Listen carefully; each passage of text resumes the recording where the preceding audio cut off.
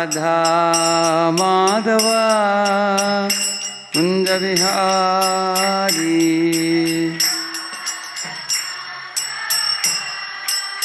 कुंज विहारी दया गोपीजन वल्लभा गिरिवरधारी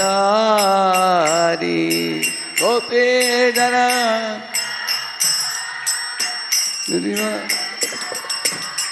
यशोदानंदन व्रज जनरंजन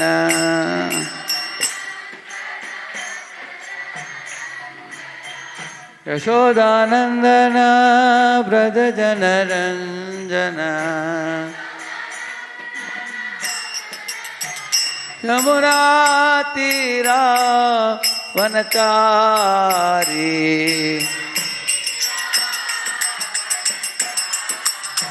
यमुना तीरा वनचारी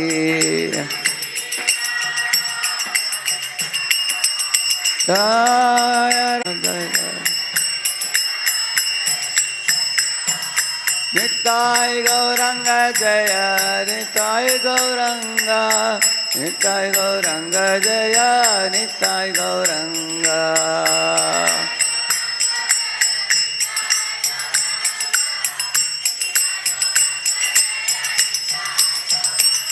हरि बोल हरि बोल हरि बोल निताय गौर हरि बोल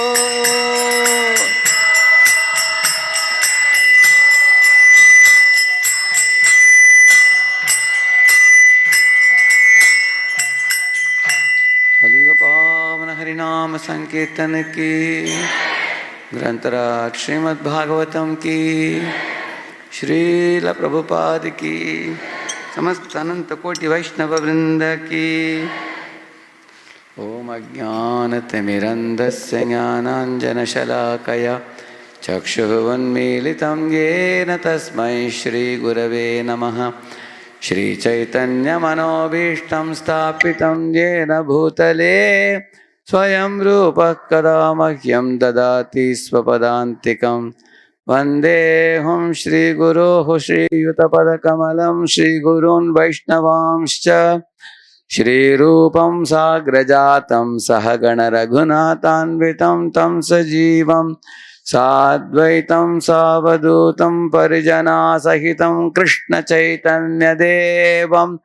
श्रीराधाकृष्णपादान् सहगणललिता श्रीविशाखान्वितांश्च नमा ओं विष्णुपादाय कृष्णप्रेष्ठाय भूतले श्रीमते भक्तिवेदांत स्वामिनिति नामिने। नमस्ते सारस्वते देवे गौरवाणी प्रचारिणे निर्विशेषा शून्यवादी पाश्चात्यदेशतारिणे। नमो महावदन्याय कृष्ण प्रेम प्रदायते कृष्णाय कृष्ण चैतन्य नाम्ने गौरत्विषे नमः।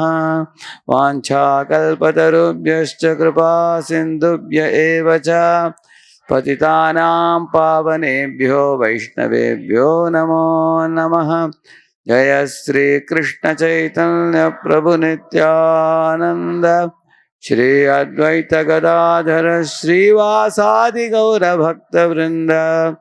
हरे कृष्णा कृष्णा कृष्णा हरे हरे हरे राम राम राम हरे हरे। ओम नमो भगवते वासुदेवाय।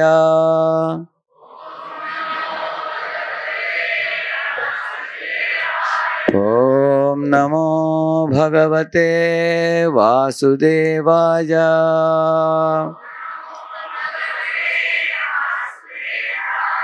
ओम नमो भगवते वासुदेवाय।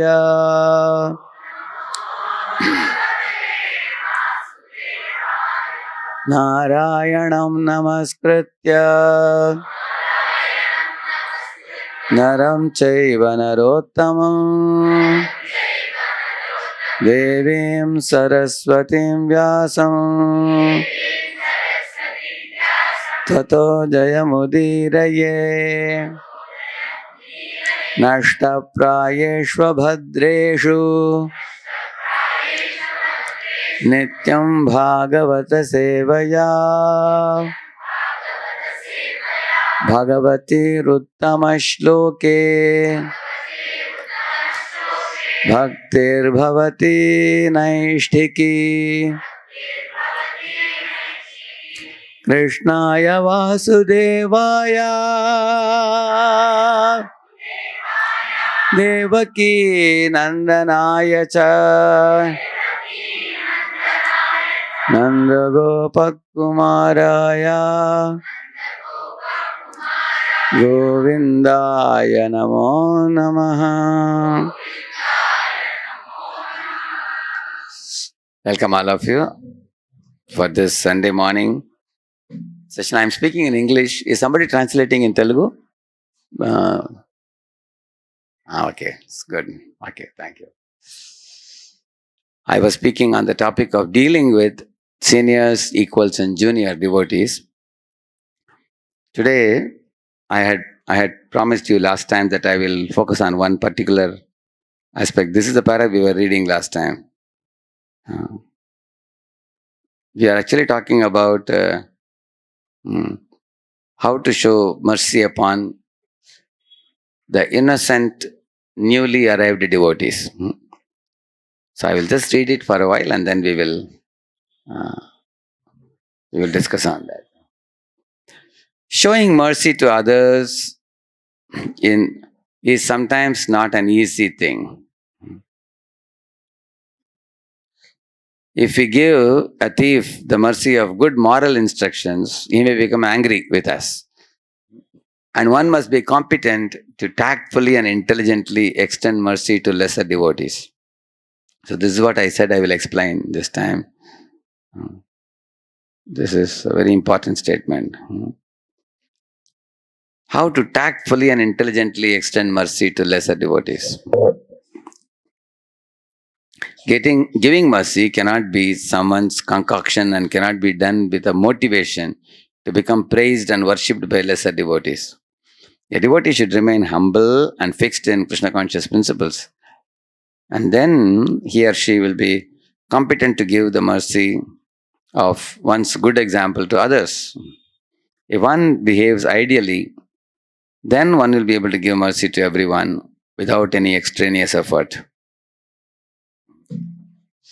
So, in the previous classes, we have discussed the three types of devotees: Kanishtadhikaris, Madhyamadhikaris, and Uttamadhikaris.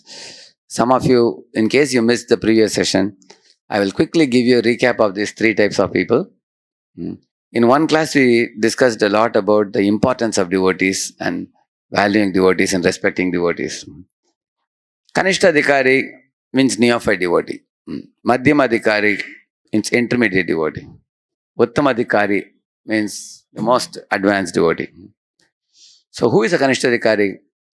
In the Srimad Bhagavatam it is said a Kanishtadhikari is very strict with rituals but does not know when to bend them according to time, place, circumstance.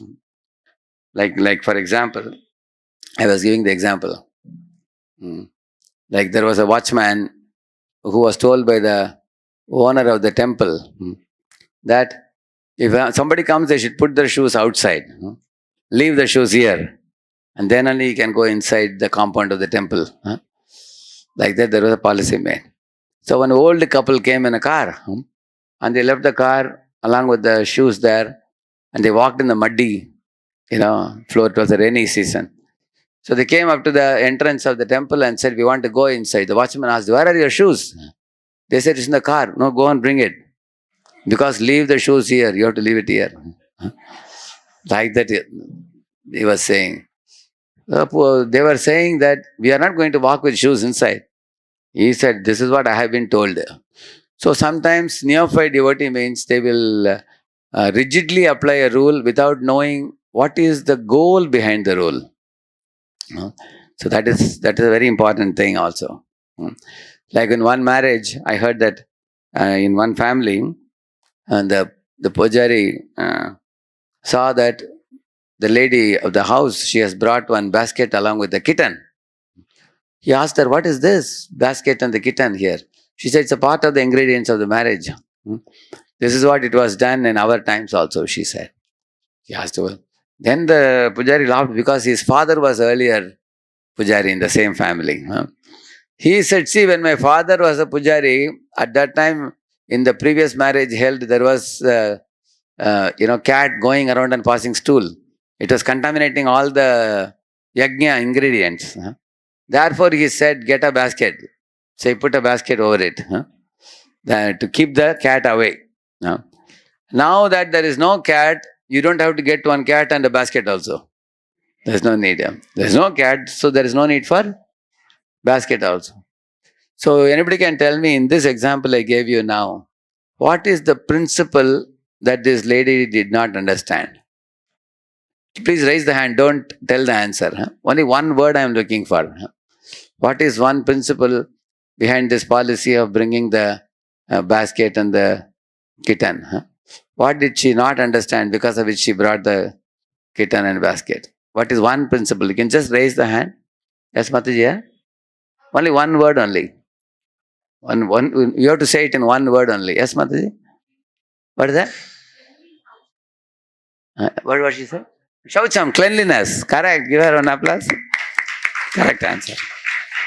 Only one principle, cleanliness. Earlier it was making it unclean, the cat. Therefore the basket was brought. Now there is no cat, no need of basket because everything is already clean. So therefore, all of you devotees, in our life, if we can know the principle behind the policy that we make, then we will be able to implement them with the proper understanding in our life. You all know about sadhana card? You all know? How many of you know sadhana card? You know about it? Like how many of you have been making an effort to fill up some kind of sadhana chart or something? Anybody? There are a few. Huh? So actually you don't need to, yeah, there are many hands up. So maybe in Telugu, if you ask, many hands will be up, I think. So there are simple sadhana cards. Basically, sadhana card talks about what time you go to sleep, what time you get up in the morning, and at what time you completed the 16 rounds. Ideally speaking, you are supposed to sleep by 10:30 latest. For Grihastha, sometimes becomes 11 also sometimes. Occasionally it's all right, but daily if you're sleeping at 11:30, it's a very bad practice. Sleeping early and rising early in the morning. Prabhupada says in one purport, all ISKCON devotees all over the world rise by dash AM. Anybody knows? Please don't tell the answer. Just raise the hand. No, I didn't ask you. Only you just raise the hand, I will ask you. Yes, Prabhuji. Yeah? 4 o'clock, 4 a.m. he says. Very good. Haribol. He has read the purport. So Prabhupada says they rise by 4 a.m. At least we should get up by 4:30 at least. Correct? No? So in temples, everything happens from 4:30 onwards. Some grihasthas come at 5 a.m. together, which means they must have gotten up at 4:30 at least. So and start chanting. Because if we don't chant in the early morning, daytime chanting is very tough. And night chanting is, it's not chanting, it is chanting. It's dosing chanting. So, therefore, okay, now I was telling you about the rule. What was the point I told you before this thing? Sadhana card I told you, correct? No? So, anybody knows, you can tell me what is the purpose of filling sadhana card? What time I slept, what time I got up, and how many hours of Prabhupada books I am reading weekly. For grihasthas, at least they should read half an hour every day. If you can't read every day, weekly 3 to 4 hours minimum we should read for survival and Krishna consciousness. For survival. If you don't read 3 to 4 hours in a week, Prabhupada's Bhaktivedanta purports, it is likely that we are becoming weak in spiritual life. It's very likely because we eventually will lose taste and we may the time may become occupied by other things like watching different different kinds of things. People talk a lot of prajalpa. People work very hard and do many materialistic things. They do. We go for so many. Sometimes somebody called for this, called for that. A lot of socializing people do. A lot of time is lost in that. So at least 3 to 4 hours we should read. So the sadhana card means basically what you should do. What time I slept, what time I got up. I am telling you ideal also. 10 o'clock you slept and got up at 4 o'clock. That is ideal. Now, I'm not pushing you. You can decide yourself what you want to do with that. It is 10 and 4. And chanting means, start at 4:30. If you cannot, at least start at 5.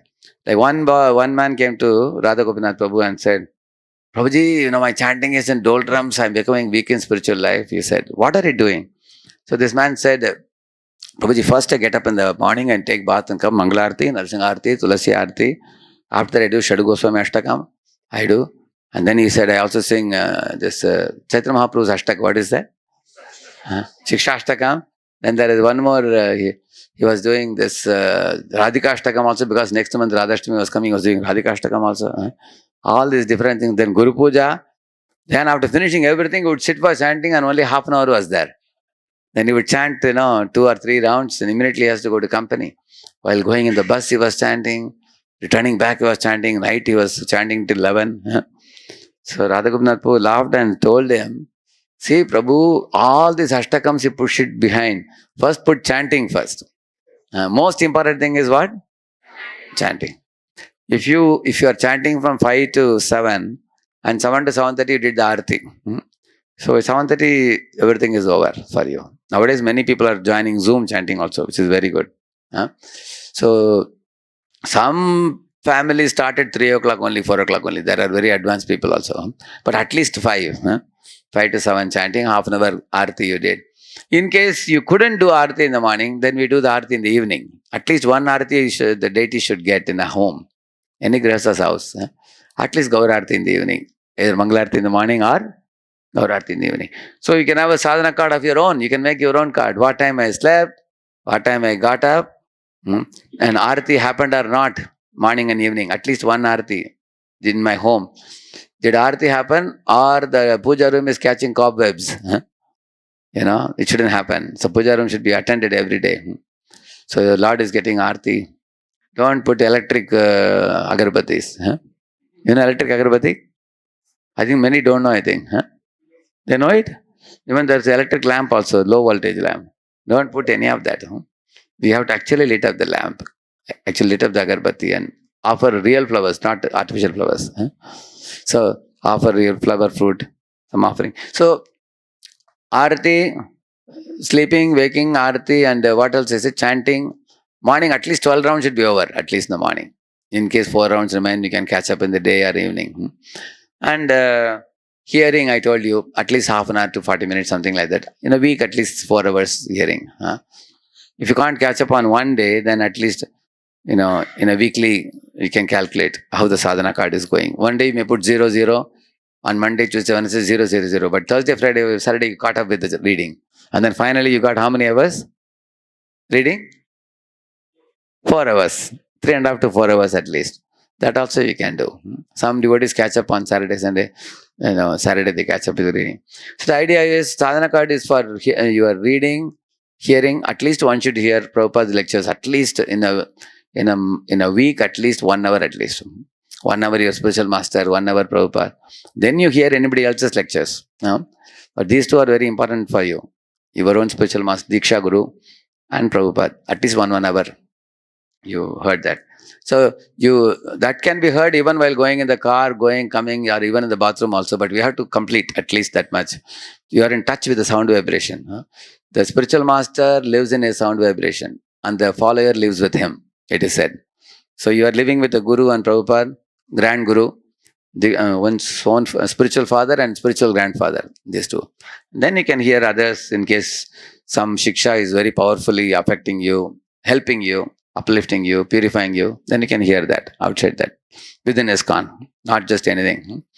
So this is about hearing, reading, then japa in the morning. Most of the japa should finish in the morning, and one arati for the Lord at least morning and evening, isn't it? And what else I said? And sleeping and waking up in the morning. So these are all coming in sadhana card. Now we understand what sadhana card, very simple. In case you are filling up sadhana card, my question to all of you, what should be your goal of filling the sadhana card? Only raise the hand. Only raise the hand. I will ask you a question. You are a voice student, no? No. This program is especially for congregation devotees. Yes, Prabhu. One there and one Mataji. And then one Mataji. Yes, Prabhu. He's saying keeping steady sadhana. Okay, thank you. You answered, I think, right? You are not yet answered? Okay, now you can answer. She's saying consistency, discipline, steady sadhana. He said, okay, very good. Anything more? Yeah? Degree? What is it? Integrity. Oh, okay, okay. That's a very important point also. She's saying, I have promised to my guru that I will chant how many rounds every day? 16 rounds. I have to have the integrity to, keep my vow. Brilliant point. Huh? That's also correct. So all these answers are correct. Anybody else want to add to this? Yes, Prabhu? And to check, am I progressing in my spiritual life, or am I stuck up, or am I going down? Correct now? Imagine somebody is sleeping at 12:30 in the night. Actually, we have marks also. If you sleep at 10, you get 25 marks. And if you're sleeping at 10:30, you get only 20 marks. And if you're sleeping at 11, you get 15. And you sleep at 11:30, 10. Correct now? And if you sleep at 12:30, 0. Correct now? It keeps going like that. It marks reduces like that. That's how it's. When I designed it many years ago, I designed it for the boys. Later on, I came to know many congregations in Pune are also using it. Only congregation told me, Prabhuji, your sadhana card is for the boys and brahmacharis. We have slightly modified it to suit the grihastha devotees. Some timings, different things they made, but they also have it in Pune. So now, correctly said, whether I am progressing or not. Anything else? The goal of sadhana card, yes?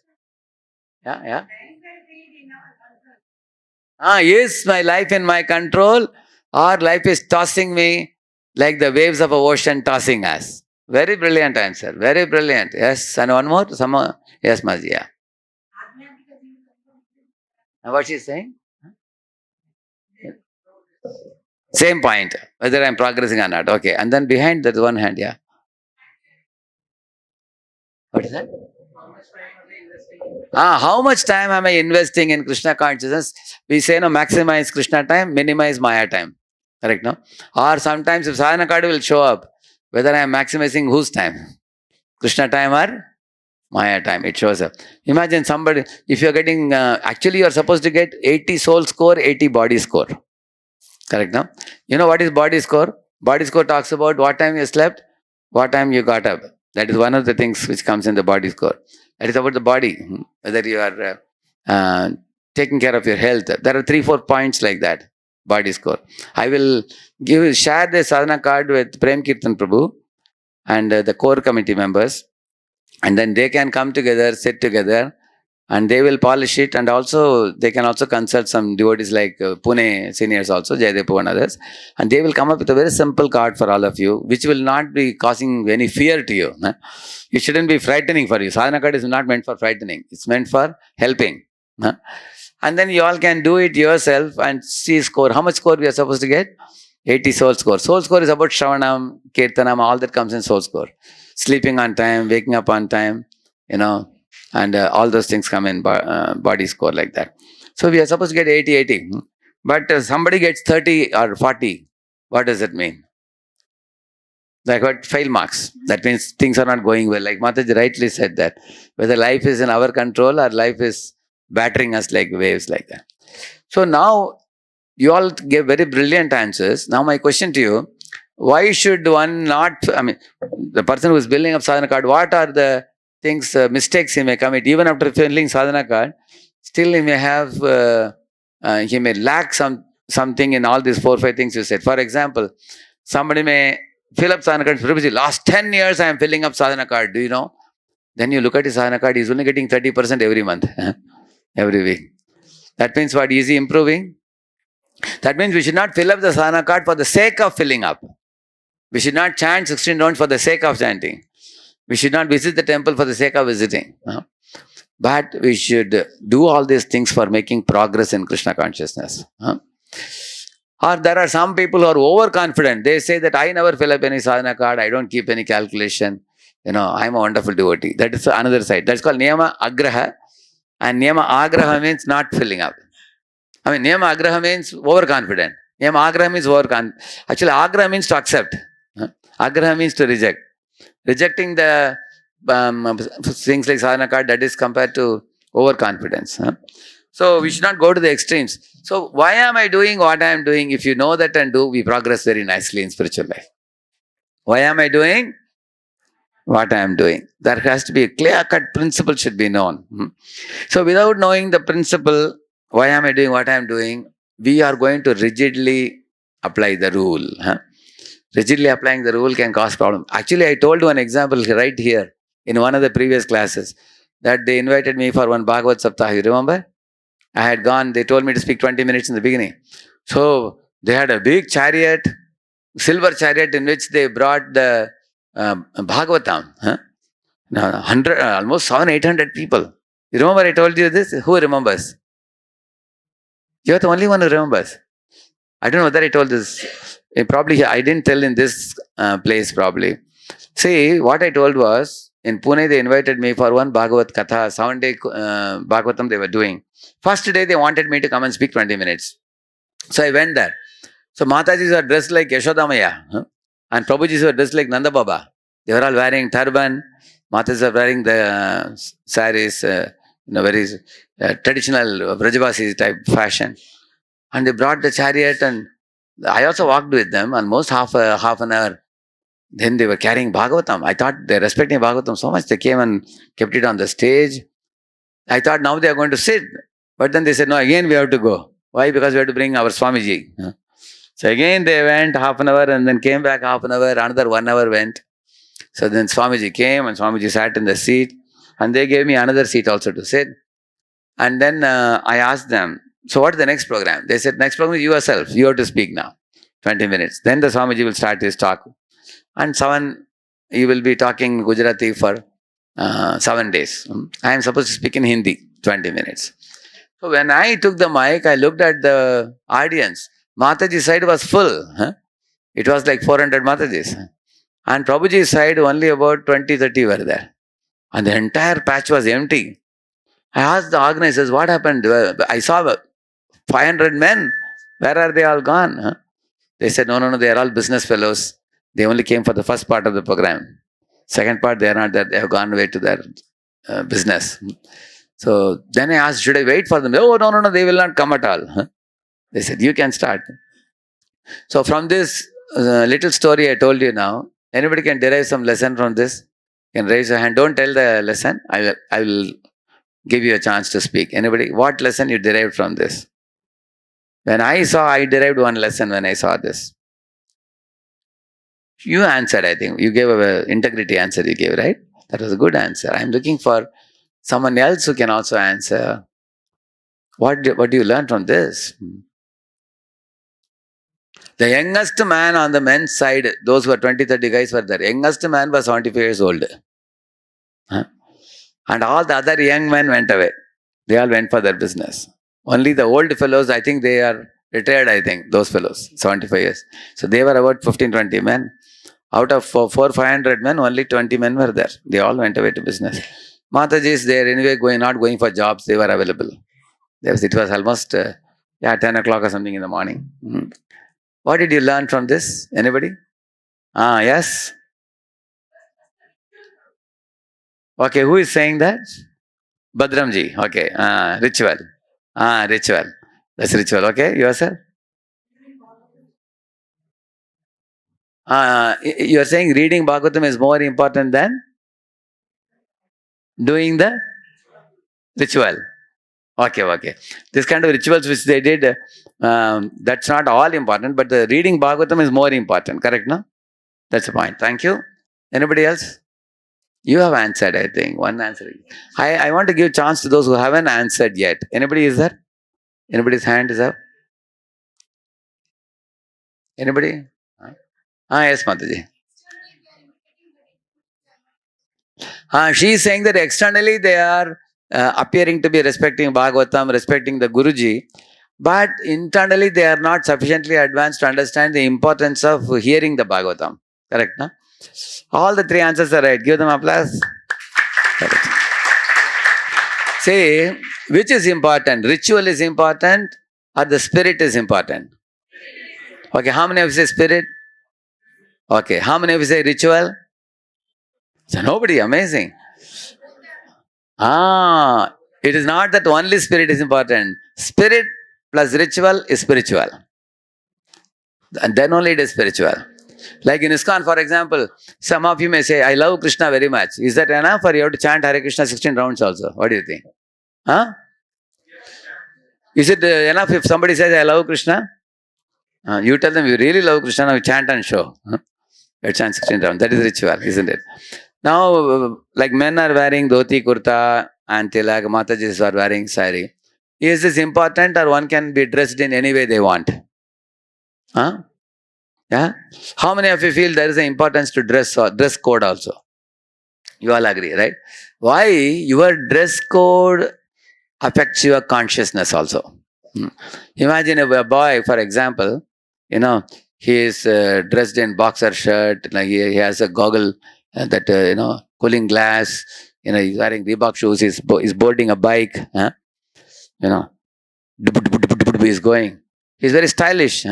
So his consciousness will be also making him think that I am looking very smart and stylish like a Bollywood actor or something like that. You may think like that. And on the other hand, you wear dhoti, kurta, you wear tilak, and then you have bead bag, and then look into the mirror, you will think, I am a humble devotee. Right now? So the externals affect the internals, and the internals affect the externals. They both are connected. Same with Mataji. If a Mataji is dressed in sari, she looks very like a modest devotee, she looks. But if somebody is scantily dressed, to draw the attention of the other men in the road, then she'll be thinking always, everybody is looking at me only. She'll be thinking. Like, one Mataji was coming from the market to home, and it appeared everybody is looking at her because she was wearing some kind of sari, like see-through sari, some sari. So she was thinking, today I'm wearing a new sari, everybody is looking at me, I'm feeling very shy, she was thinking. When she came home, she looked in the mirror, she saw the bindi, instead of here, bindi was here. Therefore, everybody was looking at her. So, is it important that we have to be attention seeking, or like we come to temple to give darshan or take darshan? Yeah. Not give our darshan to others, correct, no? So we should come to take darshan of Radha Madan Mohan. So you want Madan Mohan to be center, or you want yourself to be center? Then we have to dress modestly. So there is a purpose behind dress. You all agree? That's important also. So therefore the dress is external ritual. And the spirit is, let Madan Mohan be watched by everybody. Let Madan Mohan be glorified. I don't want to come dressed like that and then come and show, look at me, stand like that, isn't it? That we don't want to do. You all agree? And some of them are very silent. I think they are afraid, I think. Everybody is looking at the dress. Is my dress proper today? Of course, saffron devotees like me, we don't have to see. Every day we wear this dress only. But others, you all know, actually, we have to dress like devotees. And we have to speak like devotees. We have to wear tilak and kantimala and everything. So, when we come to temple, this is the principle should be known. So, which is important? Spirit or ritual? Both are important. Spiritual. Spirit plus ritual is spiritual. Both are important. So, in this way, if you know the goal very clearly, then you can apply the principle very easily.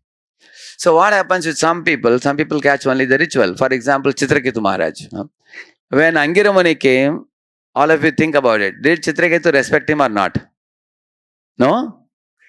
He respected him. He gave him an elevated seat. Where did Chitraketu sit? Did he sit in the same chair? Where he sat? He sat below in a crouched position. Like this he sat. Very humble. He offered him garland. He sat in a crouched position. He was folding the palm.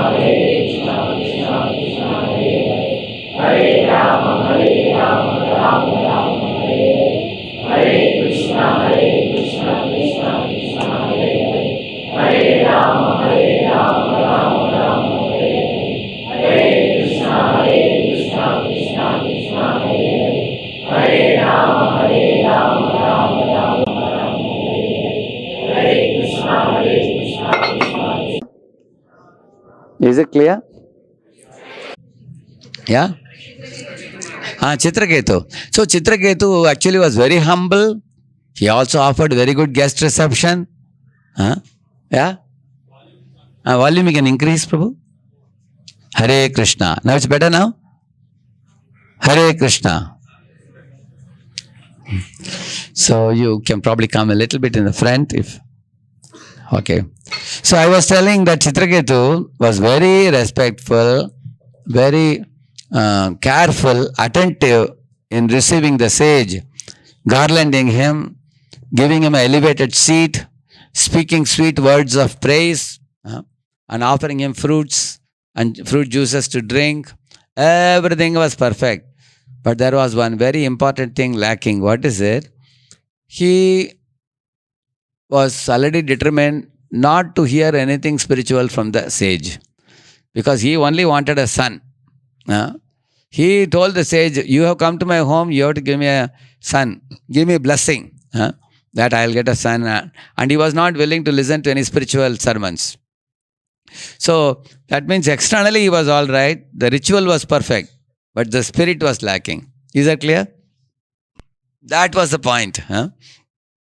So, my Guru Maharaj used to say in our ashram in Bombay, it is not only enough that you offer obeisances and say Vancha Kalpatarubhyascha Kripa. Every day you offer obeisances to Vaishnavas. That is not enough. What we feel for each other, what feelings we carry for each other, that's very important. Like one day there were two brahmacharis having a problem.